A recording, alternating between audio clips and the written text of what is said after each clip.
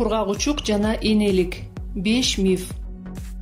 Кош бойлуу кезде дарыланууга болбойт. Болот. Дарылоо схемасынан балага терс таасир бере турган дары-дармектер алынып салынат. Эгер аял кургагучук менен ооруп жаткан болсо, ал ымыркай менен такыр көрүшпөшү керек.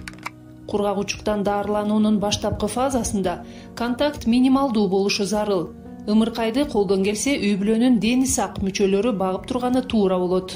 Эгер энеси ооруп жаткан болсо, кургагучук баласына сөзсүз жугат. Сөзсүз эмес. Оору эгер энеси өпкөнүн бактерия бөлүп чыгаруучу кургагучугу менен ооруп жатса жугат. Балага оору эгер аны энеси бет кап тагынбай эмизсе жугат. Кургагучук эне сүтү аркылуу жугат. Кургагучук менен ооруп жаткан аялдын сүтү оорунун ымыркайга жугушуна алып келбейт.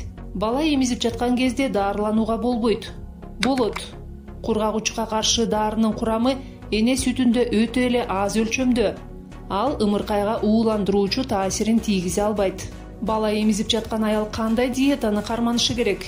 Бала эмизип жаткан аял эт, балык, сүт азыктарын, жумуртка, нан, дан азыктарын, өсүмдүк жана каймак майын, жашылча жана мөмө жемиш жеши керек.